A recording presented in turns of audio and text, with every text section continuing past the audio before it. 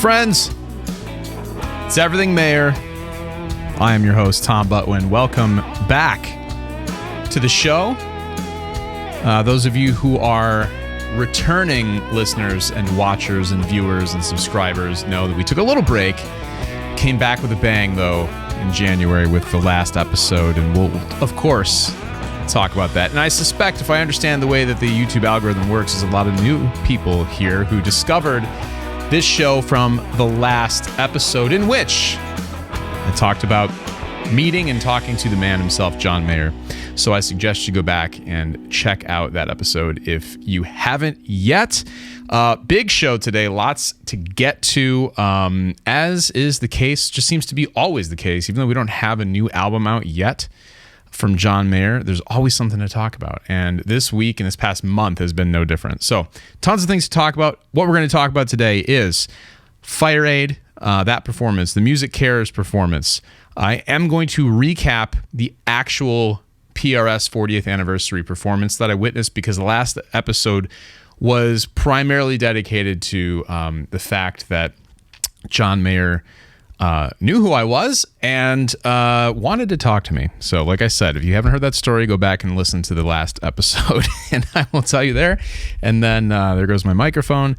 And of course, as always, for the OGs, we'll have the After Dinner Mint, where we will recap some of meeting John last week. But first up, the FireAid performance, which initially was supposed to be with Dave Matthews. Now, if you know me personally, you know that the convergence of Dave Matthews and John Mayer on stage together playing acoustic would have been pretty incredible. Albeit terrible circumstances that have brought them together to do that, given what FireAid is benefiting and why it's even happening. So that being said, though, just from a purely musical hero standpoint, that would have been amazing. Unfortunately, Dave Matthews had to bow out for a family emergency, and John Mayer held it down on his own. And there's a few things I want to talk about with this performance. He did 3 songs. So I want to talk about the guitars he used, because even if you're not a guitar player, I think it's interesting. You might have noticed he played a different guitar for every song. So why would you do that? I want to talk about the fact that he didn't use a looping pedal. So it was a different approach to a solo acoustic arena performance than he had taken with the actual solo tour. It was a little bit of a simplified approach. I actually liked it better in some ways. And also his vocals. I'm going to talk about those too. So first of all, with the guitars, if I remember the set list correctly, you had Neon, Gravity, and Free Fallin'. So there's a few reasons why you might play a couple different guitars here. Neon, if you're a guitar player, you know, is tuned down to low C on that E string. So being that he's a pro and wants to be efficient, and particularly because it seemed like there was a time constraint on this set, because if I'm not mistaken, I think he skipped one verse in Neon. So I think they were pretty tight on time and just keeping the show moving, because there was a lot of music to get through, it was amazing, by the way. So tuning for one, and that was his main acoustic guitar we're used to seeing him play things like Neon with. And then Gravity, this is where we'll come back to the vocals just in general, but Gravity was on the cutaway guitar doing a lot of soloing. Generally that is why you would have that, so you can reach real high up on the neck of the guitar. No loop pedal, though. And for those of you who don't know, a loop pedal allows you to record a little bit of a guitar playing when you're by yourself and then hit the button and it will play it back in time. So now if you are a player like John Mayer, you can go back and solo over top of it. He did this a whole bunch on the solo acoustic tour. However, he did not do that this time around. He just played. And if you go back and watch the performance, it's really cool. It's some of my favorite guitar playing that John Mayer does, is when he's basically accompanying himself, but also soloing at the same time. Super cool. And then Free Fallin' is capoed. So just, I think, in the interest of time and making sure the guitar is in tune, you saw the signature Martin guitar come out with all of the appointments, the very beautiful, very expensive guitar. So I do want to say though, his vocals, as soon as I heard him singing Neon, they were on point. Really, really good. Like so much so that I texted a few people. I was like this was like a really good vocal performance. And that, I mean, he's always a great singer, but like any of us who sing, I mean, there are certain days where you're much more on and certain days where you're like, 90% there. You know, if you're sick, that's a different story. If you're having vocal trouble, it's another story also. But this was like really good, really good. So it was something that stood out to me. But a cool performance nonetheless. Now, you know, certainly not what it was going to be. One thing I would have, I would have loved to have known is what was the plan for Dave Matthews and John Mayer as far as a set goes. Obviously, I think they would be doing a little bit of both. Maybe if they were going to do 3 songs, let's say, I think maybe they do one Mayer tune, one Dave Matthews tune. And my guess is they probably would have done a Grateful Dead song. And that just seems to me like what would make the most sense. But I would love to know, what do you think they would have played? I guess I didn't answer the Dave Matthews song or the John Mayer song. My guess would have been they would have done number 41. Mayer would have played electric over Dave's acoustic on that and not sung. And then as far as a Mayer tune for Dave Matthews to sing and play, wow, they have such different voices. I don't know. All right. Well, I don't know. That's a great question. What would you have liked to have heard? That's what I'm asking. That's what's more important. So leave it in a comment below. So that's the FireAid performance. And talk about a busy week for Mayer. The very next night, he was playing and speaking and doing a whole bunch of things at the MusicCares honoring of the Grateful Dead. So obviously John Mayer's involved in this world as both a fan, a steward of the music, a friend of a lot of the original band members who are still with us for the Grateful Dead, and obviously, as the one of the front players for Dead and Company. So he did a few things. Perhaps the highlight, I think, was Terrapin Station with Don Was and Jeff Chimenti. So Don Was, bass player, if you don't know who he is, producer of Sob Rock, producer of Born and Raised, and I'm pretty sure producer of Paradise Valley as well. So storied history between Don Was and John Mayer. Don Was also a fellow Detroiter like me. I've not met Don, but I would love to meet him. So really cool upright bass, piano, and acoustic guitar. What a fun way to approach that tune. And just super cool. I mean, it's a long performance. It's like 10 minutes, I want to say. So no shortage of guitar playing, and definitely lengthy, which is, that's not too dissimilar from most Grateful Dead tunes. And then he did some Dead and Company stuff as well. But really cool. And again, like just, it's almost like it's overwhelming because there's just so many things coming out. And I was going to film this episode the night of the Grammys, but I waited until the night after because I was like, the way things are going is Mayer going to show up on the Grammys, and he did not, as far as I know. I don't think he was there, but that would have been cool. But I certainly didn't want to have the episode be immediately obsolete if he ended up on the Grammys somewhere. So let's break down and get back to the PRS 40th anniversary show that I was lucky enough to be invited to attend, and then obviously meeting John after the show was incredible. But I never really get to talk about the music portion, which, had that been the only thing that I experienced, was absolutely unbelievable. And we're going to listen to and watch a little bit of a clip of The End of Gravity in just a second. But I'll walk through each song and just give you kind of my thoughts of what I observed and what I experienced at that show. And I apologize. In the previous episode, I mentioned that I would put the Gummy Visuals channel link to all of the videos. Obviously, you probably could have, searched it and found them.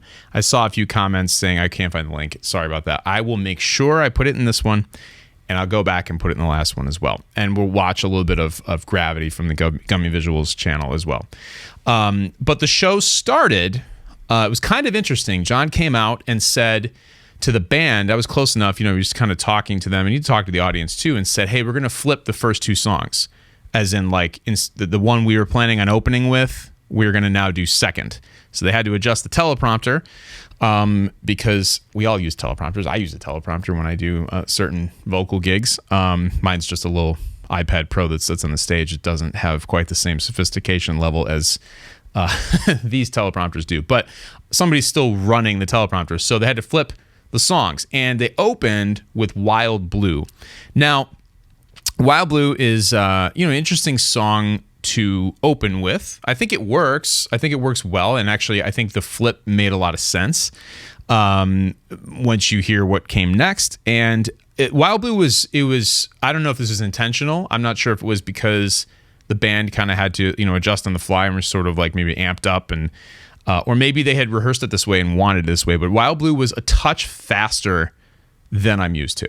I would be curious, certainly a touch faster than what was on the record, which, when Mayer plays it with his band, it's a little faster also, depending on who was playing drums, whether it was Ferroni or Sterling. Both had a little bit of a different feel to it. But this was even faster than I think like just typical live energy would give you. So I'm not sure. I would guess that it was probably on purpose. Like that was the vibe they were going for. But it was notable. Like, it was the first thing I noticed. Like, oh, cool, Wild Blue. But we're just a little bit like higher energy on the tempo. So great solo. Obviously, just with any of these songs, getting to be that close and hearing John Mayer's guitar tone like in person. I had earplugs in for the rest of the show up to that point, but I took them out at that point because I was like, if I'm going to have hearing damage, it's going to be from the 3 amplifiers that are blasting off the front of the stage and hitting me. It's like you just have to hear it for real, unfiltered. So that's what I did, and it was worth it. So then the second song was Vultures, which by all accounts, it seems like that was the planned opening song. Now, Vultures was, I think it was a great call because it was so funky and so groovy, and I think they needed to get into kind of like just being out on stage before having like a really cool moment. Not that Wild Blue wasn't a cool moment, but Vultures, like I knew, I'm like, all right, Mark Lettieri and John Mayer are going to go nuts on this. And they did. And they traded back and forth and just grooved over top of each other. And it was so cool. And Mark Lettieri's band, by the way, shout out to those guys. I walked by Mark Lettieri the next day at the NAMM show. And I mean, he doesn't know who I am, but I stopped him and I said, and I meant, everybody was saying this. Mark Lettieri was the MVP of the second half of the night because he was emceeing. He was the director and leader of the band. His band was amazing. His playing was incredible. What a great guitar player and super nice guy. Could not be a nicer guy. Like just so kind and very funny. Also, by the way, it's not easy to be funny on stage. John Mayer is very funny on stage. We know that. He's practically a stand-up comedian sometimes, but Mark Lettieri is very, very self-deprecating and very funny, very humble. But man, is he a guitar? He's a great musician. My God, is he a good musician? And so is his band. So Vultures, I knew, I was like, all right, this is going to be really cool because Vultures was really in like the wheelhouse of that band. Just funky, groovy, really, really good. And I mean, they're all incredible musicians. So Wild Blue is super cool too. Shout out to the drummer, by the way, of Mark Lettieri's band. I don't remember his name. I'm sorry, but backing vocals on Wild Blue, Gravity, Vultures, unbelievable. So good that I was like looking around the stage. I'm like, all right, so are we doing like offstage vocals? Like who's singing this? Does John have like a harmonizer pedal or something? Because it was so locked, particularly on Wild Blue. I was like, man, that's really good. But it was a drummer singing as well. So then he brought Paul Reed Smith out to do Call Me the Breeze. Did I say that right? I think I did, yeah. It was super fun. It was cool to see the three of them. And Paul Reed Smith, I mean, not many people out there who have their name on the guitar, still work at the company, and then make it 40 years, and then are playing guitar at their 40th anniversary celebration. Just a side note, and I'm sure there's video of this out there. Paul Reed Smith doing a tribute to Jeff Beck in the first half of the show. Mind-blowing. Absolutely. I mean, like, there were a few points in the show where they were like emotional, like, just like, you know, I mean, if you're a musician, you're watching this channel, you're probably either a musician or you're a music fan who understands that music, especially live music, can really, you know, elicit an emotional response from you. And Paul playing, you know, paying tribute to his friend Jeff Beck, who has passed away, was super cool. So Paul came out, played with Mark Lettieri, John, and the band. Really fun. And then as Paul's leaving the stage, he says, you're all in, something to the effect of, you're all in for a treat. I know what's coming next. And it's one of the most beautiful songs I've ever heard. And of course, that was Gravity. And the song starts, Mayer does a little bit, it was a shortened intro. You know, there's usually like that really cool thing they started to do in the Sob Rock tour with all the great chord substitutions, like off the top of Gravity. And so he hinted at a little bit of that, just Mayer did, and then the drummer kicked in. And I mean, like, again, MVP number 2, the drummer, his snare drum tone, you could tell, because like it was so good. And, you know, Steve Jordan, everyone tries to emulate the way he plays Gravity. And I think if you would talk to any drummer, I'm not a drummer, but if you would talk to a drummer, I think it's one of those things where it's not a difficult pattern to play necessarily. It would be for me because I'm not a drummer, but to play it with the feel and attack and release that Steve Jordan plays it with is very difficult, because Steve Jordan is a master of his instrument. But this drummer, and I feel so bad, I keep saying this drummer like that. I'm going to go find his name right now on the internet as I speak. But he crushed the snare playing and tone so perfectly that Mayer turned around and was like, yes, like, you know, just like you could tell, like he was super into the performance for the first 3 songs, but then when the final song Gravity kicked off, you could absolutely tell, like, this is exactly what you know, what he wanted. Man, okay, well, this is not, my Google search is not someone's screaming at me in the comments right now. I know that, because you're like, I know who Mark Lettieri's drummer is, but I feel like it's worth giving him a proper shout out. Hang on, let's see here. But it was great. I mean, it set the tone. You could tell that it was going to be a very special performance, because Mayer turned around and you know, really acknowledged just how right on the band was, particularly the drummer, whose name I cannot find. Unbelievable, just terribly unprepared. How am I that on? I'm going to blame it on the NAMM hangover, and John meeting me. No, me meeting John.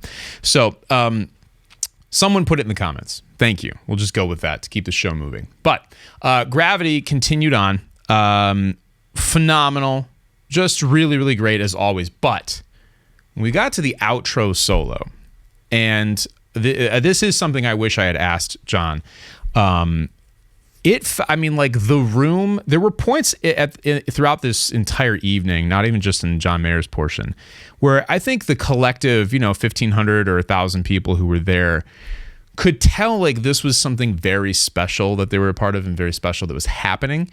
And I think that, you know, you look around the room and you're like, is everybody else kind of experiencing what I'm experiencing right now? Which is like, this is not just going through the motions or like, hey, that's great, thanks for playing Gravity. This was like, there are certain recordings of Gravity out there where it's like, okay, it's next level, or, you know, Slow Dancing, or I guess I Just Feel Like, or Believe, for any of the big guitar solo songs. Like, there's some times where it's just like, it goes somewhere very special. And it felt like, to me, and I would love to know if this was his experience or the band's experience. It felt like to me they went somewhere very, very, very cool.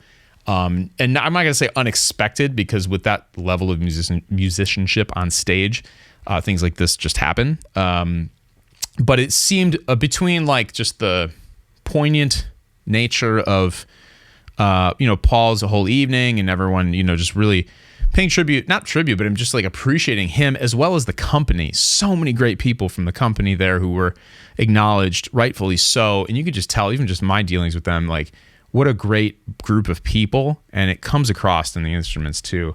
But you could just feel it. And then I was kind of confirmed, because at the end when Paul comes out, he's crying. And it's like, I mean, I think everybody in the whole place was like, I can't believe what I just witnessed. Like, and that's how I felt. And this is before my insane story started after that. But let's just play a little bit of the outro solo of Gravity.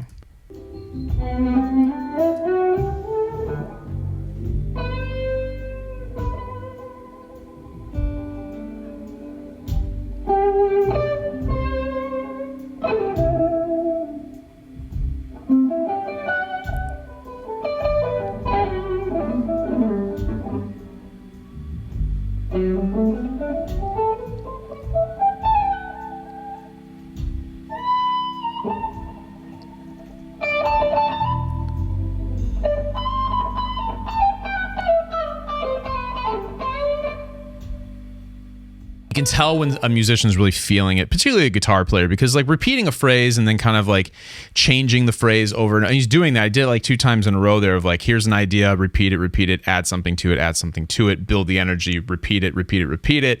Like, that's how you know they're like, ooh, I like that, I want to do it again. Ooh, I like it, I want to do it again. Oh, now this is super cool, let's go to another idea. Ooh, I really like that idea. And that's like kind of what's happening through the guitar. You can tell that's happening, is like, and the whole room is filled with musicians, and we're all sitting there thinking like, oh yeah, because you know what's coming. You know that the drummer in the band is about to just kick it into overdrive, and that's where it goes next, and that's where things get super real.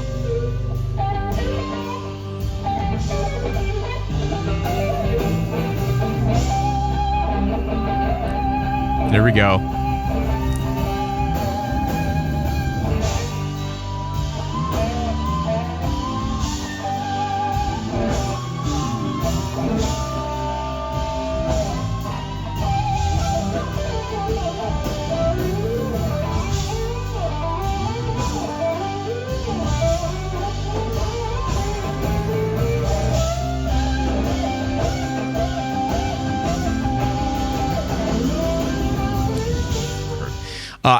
I did neglect to mention Bob Reynolds, who's on multiple tours and played on Continuum. Saxophone player they brought up for Vultures, another really cool addition to that portion of the show. I had not watched that back. And sometimes when you witness something in person, you're like, you go back and watch maybe the bootleg or a recording of it, and you're like, it was good, but it was better to be there in the moment. I'm telling you right now, like watching that on screen here, I had the same feelings of sitting in the room. It was so, which tells me it was that good. I was not imagining that. And with that, you hear the applause. It's time for the After Dinner Mint, which if you are new here and you've stuck around this long, you will find out this is where the real ones hang out, and we don't have an agenda anymore. And I thank you for watching and listening this long. But if you've been here before, I don't have to tell you. You already know. So, now I feel like I can just speak openly about the PRS show. I never, and I think I said it in the last episode, maybe I did, maybe I didn't, I don't know. I never expected, this was never with the intent of like having John see this or meeting him. It wasn't like, see some of those Instagram accounts of like the day 365 of not meeting John Mayer or something like that, or it's like day 365 of me posting the exact same thing every day. Like, it's not that. It's just truly a community-based thing to just hang out with all of you and enjoy things like we just saw, talk about like, him popping up at all these different events and doing such a variety of things inside of a week. That's what this is all about. one thing I will tell you, and again, like my brain is a little bit fried after what happened last week, so I'm trying to get back to normalcy here on Everything Mayor. It'll take an episode or two, but I will tell you that I think that I referred to this as a we thing, even to him when I was talking, like we just enjoy, so it's a very, very community-based thing, and I appreciate that. And so many comments, and those of you who are members of the channel, I appreciate it so much. And it's awesome. I mean, what else can I say? It's just awesome. And it was certainly something I never expected to happen, but I am very happy to be one of the many ambassadors of this fan community, kind of by accident.